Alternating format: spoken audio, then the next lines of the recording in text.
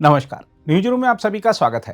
कांग्रेस के वरिष्ठ नेता और महाराष्ट्र के पूर्व मुख्यमंत्री पृथ्वीराज चव्हाण ने एक बार फिर विवादित बयान देकर राजनीतिक हलकों में हलचल मचा दी है। वेनेजुएला के घटनाक्रम को लेकर उन्होंने केंद्र सरकार पर सीधा हमला बोला और आरोप लगाया कि भारत सरकार अमेरिका के दबाव और डर के कारण स्पष्ट रुख अपनाने से बच रही है।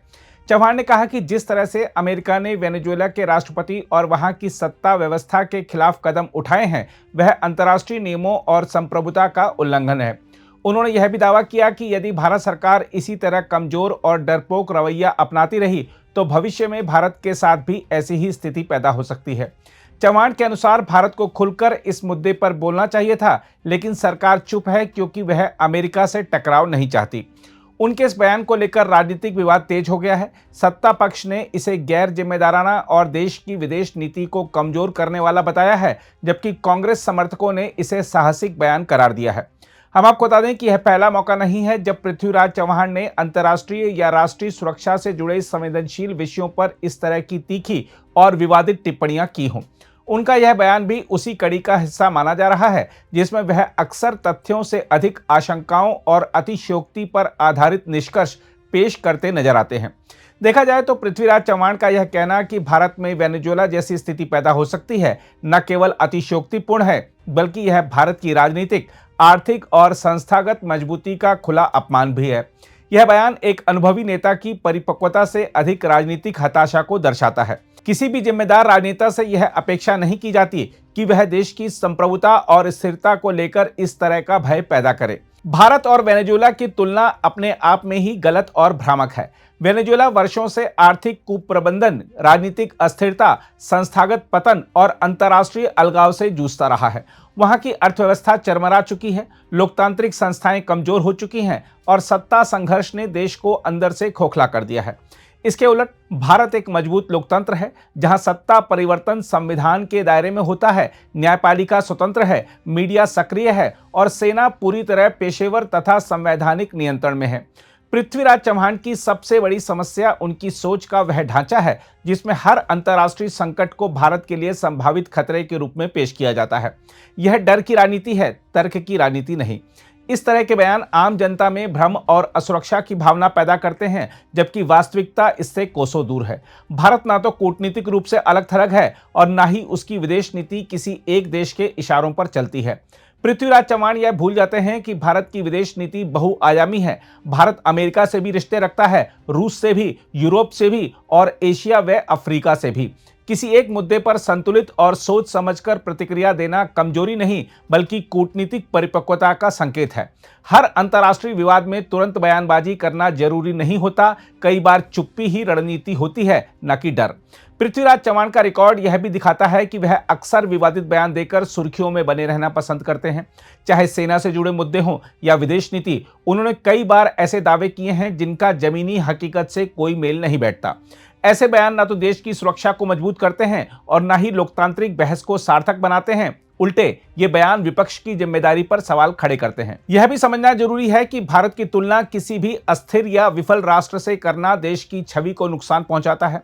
भारत की आर्थिक क्षमता, जनतांत्रिक व्यवस्था, तकनीकी विकास और वैश्विक भूमिका उसे वेनेजुएला जैसे देशों से बिल्कुल अलग स्तर पर खड़ा करती है। यहाँ सत्ता किसी विदेशी ताकत के इशारों पर नहीं गिराई जा सकती और न ही भारत की संस्थाएं इतनी कमजोर हैं कि बाहरी दबाव में ढह जाएं। बहरहाल पृथ्वीराज चव्हाण जैसे नेताओं को यह समझना चाहिए कि आलोचना और गैर जिम्मेदार बयान में फर्क होता है। सरकार की नीतियों पर सवाल उठाना लोकतंत्र का हिस्सा है, लेकिन देश को काल्पनिक खतरों से डराना और बेबुनियाद तुलना करना राजनीतिक अपरिपक्वता है। भारत में वेनेजुएला जैसी स्थिति नहीं हो सकती क्योंकि भारत की जड़ें मजबूत हैं, उसकी संस्थाएं जीवित हैं और उसका लोकतंत्र किसी एक व्यक्ति या विदेशी ताकत पर निर्भर नहीं है। खैर, आइए देखते हैं पृथ्वीराज चव्हाण ने अपने बयान में कहा क्या था। देखिए, जो भी वेनेजुएला में हुआ है वो यूनाइटेड नेशन के चार्टर के खिलाफ है, अंतर्राष्ट्रीय कानून का उल्लंघन हुआ है। अब क्या कारण था, क्या अमेरिका के पास कोई ठोस सबूत है कि निकोलस मडुरो जो वेनेजुएला के राष्ट्रपति है, चुने हुए राष्ट्रपति हैं, उनकी चाहे नीति आपको पसंद ना हो लेकिन लोगों ने उनको चुना हुआ है, अगर वो स्मगलिंग में इन्वॉल्व है तो कुछ बात हो सकती है, आप उसका सबूत दीजिए। लेकिन जिस तरह से अमेरिका ने इराक पर हमला किया था ये बताकर कि सद्दाम हुसैन न्यूक्लियर हथियार बनवा रहे हैं, जो आगे जाकर सब झूठ निकला। क्या इसी तरह से ये बोगस क्लेम है कि मडूरो स्वयं ये तस्करी कर रहे हैं ड्रग्स की? तो इसका कोई सबूत मिलना चाहिए, सबूत नहीं मिल रहा है। अब देखिए, सारी कार्रवाई वेनेजुएला के तेल के ऊपर निर्भर करती है, क्योंकि वेनेजुएला के पास दुनिया के सबसे बड़ा तेलों के भंडार है और उसको अमेरिका की उस पर उनकी नजर है कि किस तरह से तेल हथियार है। तो अब देखिए, इंटरनेशनल कम्युनिटी ने, कई देशों ने इसकी निंदा की है। हमेशा की तरह भारत चुप बैठा हुआ है। भारत कोई स्टैंड लेता नहीं है, ना तो यूक्रेन स्टैंड में कोई सही गलत का कोई स्टैंड लिया, ना इजराइल हमास के बीच में जो लड़ाई हुई उसमें कोई स्टैंड लिया, जबकि गाजा स्ट्रिप में जेनोसाइड हो रहा था, लेकिन भारत चुप बैठा रहा। और अब की बार भी गोल मटोल बात करके हम चुप बैठे, दोनों तरफ से दोनों को खुश करने की कोशिश कर रहे हैं और प्रधानमंत्री अपनी छवि को बता रहे हैं। देखिए, आज अगर हम कहते हैं कि भारत हमारे तीसरी नंबर की अर्थव्यवस्था है, तो आपको स्टैंड लेना पड़ेगा। अगर आप सिक्योरिटी काउंसिल के परमानेंट मेंबर बनना चाहते हैं तो आपको कुछ भूमिका निभानी पड़ेगी। इस तरह से बच के नहीं चलेगा। आप दोनों को नहीं खुश कर सकते।